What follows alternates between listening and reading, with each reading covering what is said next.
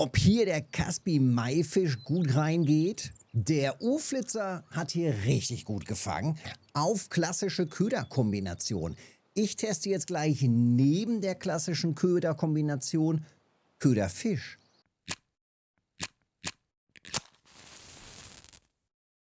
Ja, Caspi-Maifisch ballert immer mal wieder ganz gut rein. Und zwar nicht nur auf klassische Köderkombination, sondern eben auch tatsächlich auf Köderfisch.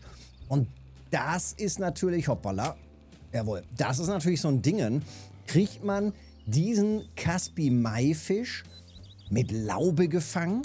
Beim letzten Grundangeln mit der Laube hatte ich mehrfach den Caspi-Maifisch auch mit drauf auf Laube. Und jetzt ist natürlich dann die große Frage, lohnt sich das? Kann man den vielleicht gezielt sogar mit der Laube, vielleicht sogar dann hier auf Pose gezielt, also Köderfisch, Match, den Maifisch fangen? Ist das möglich? Also mit dieser Kombination. Ich baue gleich mal ein Setup um. Ich wollte allerdings erstmal testen, läuft das hier? Bin jetzt gerade erst hier hingekommen, sofort Attacke Vollgas. Also die ersten 3 Fische sind schon da. Und jetzt ist natürlich die Frage, lohnt es sich, das Ganze auch nochmal umzubauen? Und was geht natürlich noch alles rein? Das heißt, was haben wir hier für mögliche Beifänge? Denn wenn wir hier mit der Laube fließendes Gewässer an der Achtuba reingehen, dann sollte ja an für sich relativ klar sein, dass wir hier auch sowas wie einen Hecht drin haben. Und den wollen wir dann natürlich nicht haben. Oder geht man hier vielleicht Hecht sicher rein und verscheucht dann aber möglicherweise doch nochmal eher den gesuchten Maifisch. Also Fragen über Fragen. Ich teste das jetzt hier. Wir gucken uns das einfach mal an. Was kann man machen? Und das erste, was ich mache auf normalem Setup, ich gehe erstmal eine Stufe runter. Und zwar, ich gehe mal tatsächlich auf 3,1 Kilo. Oh, nicht gehakt, das war zu spät. Also auf 3,1 Kilo, Bremse hier locker, machen wir mal auf 3. Und das ist das erste Setup jetzt hier für normal. Also normale Köderkombi hier gerade mit Borkenkäfer und mit Eintagsfliege. Das war, glaube ich, auch zu spät. Viel zu weit weg da hinten weggetrieben. Und die Rute kommt hier allerdings jetzt gleich raus. Denn die tausche ich jetzt gleich gegen meine Rute, mit der ich auch Köderfischen machen kann. So, da ist sie, die Falcon Match. Und die ist tatsächlich auch schon ausgerüstet hier, Falcon Match. Hier gehe ich jetzt allerdings tatsächlich erstmal nur mit einem, sogar mit einem Viererhaken, glaube ich, mal rein. Und dann nehmen wir hier mal die Laube. Ich glaube, das ist der kleinste Haken, den man wählen kann. So, Lauben ausgewählt. Halt. Kriegen wir noch was gehakt? Nein, auch wieder zu spät. Jetzt gleich natürlich ein bisschen mehr Auge machen hier. Auch hier, ja, 1,25 Tiefe. Hatte ich sogar auch noch ausgewählt, eingestellt. Bremse erstmal ein bisschen auf locker und treiben lassen. Ja, jetzt bin ich natürlich übelst gespannt. Caspi-Maifisch fehlt mir natürlich noch als Trophy. Deswegen ist das Ganze natürlich für mich nochmal interessanter. Lohnt es sich hier vielleicht sogar an der Stelle mal wieder auf Caspi-Maifisch zu gehen? Der U-Flitzer stand hier mit der Stippe, UL-Stippe, wenn ich das richtig gesehen hatte. Ja, UL-Stippe, genau, 18er Haken, ganz fein, 5 Kilo Fluorocarbon, also gar nicht so ganz super dünn unterwegs. Und jetzt ist dann natürlich die Frage, wie lübt das? 1,25 Meter Tiefe, genau so, ja, genau so habe ich das hier auch schon drin. Und es ist an für sich auch eine Stelle, eine Position, die ja seit Jahren immer mal wieder die Caspi-Maifische liefert, manchmal auch die Heringe noch dazu und so weiter und so weiter. Auch da muss man natürlich immer so ein bisschen Variation reinbringen, vielleicht auch von der Tiefe, je nach Wetter und Temperatur. Zurzeit ist es an der Achtuba super warm. Also 39, 40 Grad. Also das ist richtig, richtig, richtig warm. Und jetzt gucken wir natürlich, wie sich das hier entwickelt. Vielleicht gehe ich sogar noch mal ein bisschen flacher mit der ein. Nehmen wir mal auf 1,10 Meter. Und die andere machen wir gleich vielleicht noch mal ein bisschen tiefer. Also ein bisschen Variation reinbringen. Und wenn das jetzt hier gerade über die Mittagszeit vielleicht ein bisschen weniger ist. Grundsätzlich ist das eine Geschichte, die man eben den Tag über am besten natürlich testet, die Nacht über. Oh ja, vielleicht einfach hier auch nochmal ein bisschen probieren auf Wels. Das war ja hier zuletzt die Stelle, wo wir tatsächlich auch hier Welsangeln gemacht haben mit Köderfisch, Grund. Und ja, das könnte man natürlich auch machen hier in der Nacht, wenn man da Bock drauf hat. Schön mit großem Setup auf Wels. Ja, Sichling passt auch. Ja, es kann natürlich sein, jetzt hier gleich mit so einem 3 Kilo Setup könnte das natürlich auch ein bisschen tricky werden. Bisher noch nicht ein Biss, egal was, auf die Laube. Das ist natürlich ein bisschen ein Ding. Entweder spricht das einfach gar nicht an oder vielleicht doch die Tiefe verkehrt oder so. Ja, das wäre natürlich interessant. Also das wäre natürlich wirklich der Burner. Wenn man das so einigermaßen gezielt machen kann, schön entspannt hier Köderfisch angeln auf kleine Fische mit noch kleineren Fischen, würde ich schon feiern.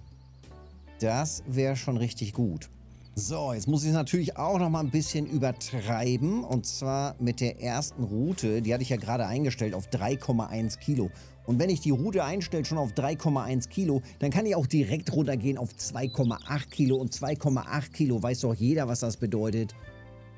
Micro-Braid. Also, rein erste Route auf Micro-Braid. Super klein jetzt gerade, also die gelbe hier. Micro-Braid 2,8 Kilo, das Ganze gerade noch in Pink. Auch da muss man jetzt natürlich überlegen. Jawohl. Alter. Eine Bremse weiter hoch und schon Riesenauswirkung. Rotfeder, okay, wollen wir natürlich gar nicht. Jetzt natürlich die große Frage. Micro-Braid. Bis vor kurzem war natürlich die Vorfachsfarbe und ja, Vorfachsfarbe nicht relevant. Und jetzt wissen wir ja mittlerweile, Vorfächer haben eine Wirkung. Ich gehe nach wie vor davon aus, dass die Wirkung der Schnurdicke des Vorfachs, also die Materialdicke vom Micro-Braid, deutlich entscheidender ist als die Farbe. Trotz allem wird das ja irgendwo eine Wirkung haben.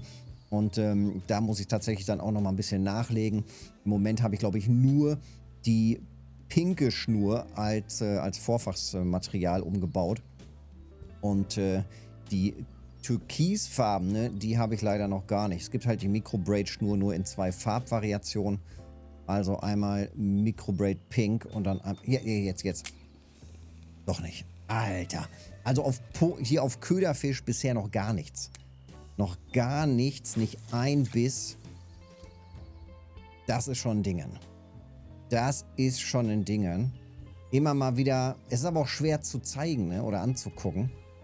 Weil die Laube halt auch immer wegschwimmt. Und es war bisher noch kein richtiges Gezuppel. So, ich habe nochmal neu ausgeworfen und bin jetzt auch hier nochmal ins volle Risiko gegangen. Auf Köderfischlaube mit nur 6,9 Kilo Schnur. Das ist natürlich super tricky. Aber was willst du machen, ne? Man muss sich ja so ein bisschen, man muss sich ja den Fischen anpassen. Und ohne Risiko, naja, vielleicht fehlen dann auch einfach die geilen Trophies, Alter. So, voll ins Risiko. Vielleicht ballert jetzt gleich hier ein dicker, fetter Rapfen drauf. Ich habe immer noch einen 4er Haken nur, 4er Köderfischhaken. Wirkt sich, ja, vom Gefühl her immer noch super klein aus. Und ich weiß auch noch nicht, ob ich das so lasse. Vielleicht gehe ich tatsächlich einfach gleich ganz frech auf den 4-0er. Zack. Und, Alter, ich hab's gewusst. Die große Hoffnung ist einfach nur, dass es kein Hecht ist, weil das wäre halt einfach schade. Zack, zack, weg ist er. Abgebissen. Haken weg. Das wäre einfach nur schade. Tragisch wäre es irgendwie auch nicht. Aber das ist zumindest kein Caspi-Maifisch. Das sag ich dir so. Wahrscheinlich ein schöner Rapfen. Aber ist auch eigentlich nicht schlecht, ne? Wenn hier Rapfen geht. Könnte man tatsächlich noch in den Abendstunden gleich vielleicht noch mal ein bisschen testen. Die Challenge: fange eine Rapfen-Trophy vom Land aus mit dem Blinker. Herausforderung. Könnte man machen. So, komm ran hier. Haben wir hier Rapfen. Rapfen to go. Auf 6,9. Ja. 2, 3 Kilo mehr hat er wahrscheinlich auch nicht. Na siehste. Aber nicht schlecht. Rapfen lohnt sich, kohlemäßig, XP ganz gut. Nehmen wir natürlich gerne mit. Aber da muss ich echt natürlich auch aufpassen, wenn die jetzt hier regelmäßig reingehen. Stopp. Laube wieder tauschen. Dann muss ich hier natürlich auch gucken, dass ich dann doch ein bisschen dicker reingehe. Ich denke mal für Rapfen so 12, 13 Kilo Fluorocarbon ist gar nicht verkehrt. Und da ist man auch so einigermaßen sicher mit. Ja, also im Großen und Ganzen kann man das hier, glaube ich, ganz gut machen. Jetzt gucke ich gerade nochmal eben. Der Urflitzer hatte nochmal geschrieben, hier das Ganze, ja. Was hat er gemacht? 500 Silber in der Zeit. Wie lang war er denn?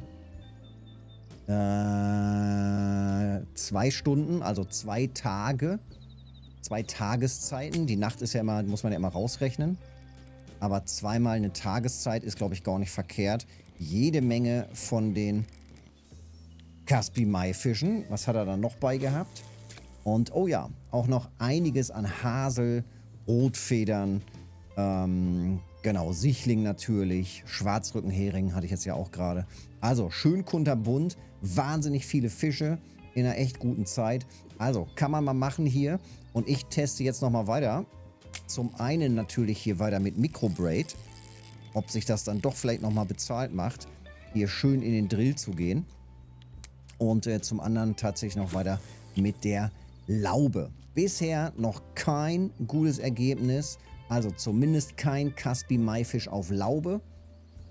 Vielleicht lege ich noch eine Route auf Grund.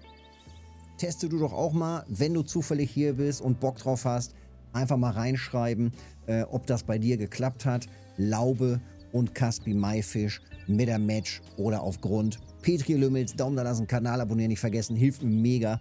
Und dann sehen wir uns im nächsten Video oder Livestream. Bis dahin.